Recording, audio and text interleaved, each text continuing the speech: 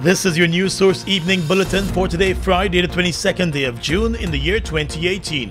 Here's what we're tracking tonight. Opposition Member of Parliament Bishop Juan Edgell has been slapped with a $200 million lawsuit by Finance Minister Winston Jordan for libel, false charges, and malicious prosecution. The lawsuit was filed by attorney Royceville Ford on Jordan's behalf and stems from the private criminal charges that Edgell had filed in the magistrate's court against the finance minister.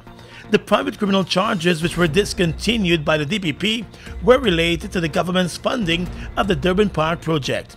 In his submission to the court, the attorney for the finance minister contends that the intention of Juan Edgell by filing the private criminal charges was to embarrass, humiliate, and cause the applicant to suffer public contempt.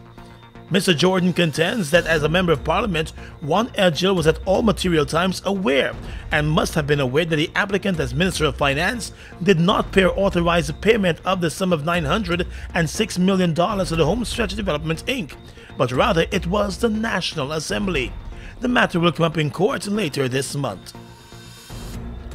President David Granger has proclaimed next Monday, June 25 as a National Day of Mourning for the 15 Guyanese fishermen who were murdered in Surinamese waters by pirates while plying their trade.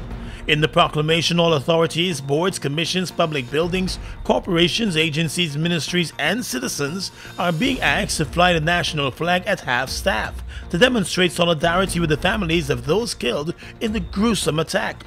The proclamation was issued this afternoon. The attack took place back in April in waters of neighboring Suriname. Some of the fishermen were murdered and thrown overboard, while others were forced to jump overboard into the high seas. While 15 were declared dead, at least 5 survived the ordeal and recounted the attack to Guyanese and Surinamese authorities. All of the hijackers are believed to be Guyanese nationals. Several of them have since been arrested and are facing charges in both Guyana and Suriname. President David Granger had described the attack as a massacre. The work of the Lindo Creek Commission of Inquiry will have to wrap up without a word from the former president, Jagdeo. Mr. Jagdeo, who is now opposition leader, has turned down an invitation to be interviewed by the Commission of Inquiry, saying he will not participate in any charade that seeks to denigrate the country's police ranks and soldiers. On Wednesday, during a memorial service for the 8 miners who were murdered and burnt 10 years ago, Chairman of the Lindo Creek Commission of Inquiry, Justice Donald Trotman, expressed hope that he will be able to secure an interview from several opposition members, including the former President Jagdeo. The chairman believes the information to be supplied by former President Jagdeo, former Prime Minister Samuel Hines, and former Home Affairs Minister Clement Rohi will be useful in compiling the final report, since their names have been referenced several times during the presentation of evidence by others. But Mr. Jagdeo told reporters on Thursday that he could not speak for Rohi and Hines, but he knows he will not participate in the hearing. He said it is his belief that a narrow inquiry was unnecessary and it should have looked at the entire period of the crime wave involving the Fine Man criminal gang.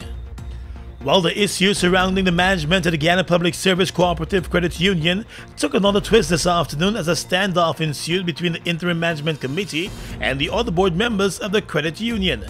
The police had to be called in to address the developments after former Secretary Manager Trevor Ben turned up at the Hatfield Street location and demanded to be restored to his position.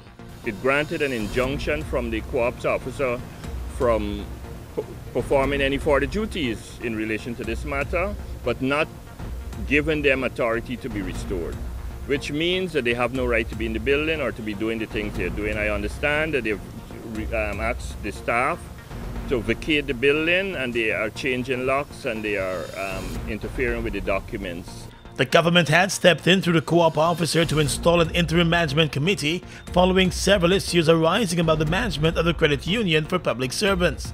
That interim management committee has been making moves to get its work done, even as former members of the board put up a fight to be returned. And finally tonight, a city magistrate today released a caretaker on $100,000 bail after she was charged with malicious wounding for allegedly burning a 6-year-old boy with a clothing iron. The accused, Nicole Rose May, stood before Magistrate Leron Daly and pleaded not guilty to the charge when it was read to her. The court was told between the 1st and the 14th of June, the woman unlawfully and maliciously wounded 6-year-old Keno Smith with the intention to cause actual bodily harm. The police prosecutor had no objections to bail, but asked that the woman lodge her passport. The magistrate was told that on the day in question, the woman who worked as the child's caretaker got annoyed after finding the child in a room playing with a clothes iron. In an effort to scold the child, she allegedly placed the child's hands on the hot iron. A complaint was filed when the child was found with the burns and charges were filed. The child has now been taken into the custody of the Child Care and Protection Agency. The woman will make her next court appearance later this month. And that's your News Source Evening Bulletin. I'm Gordon Mosley reporting.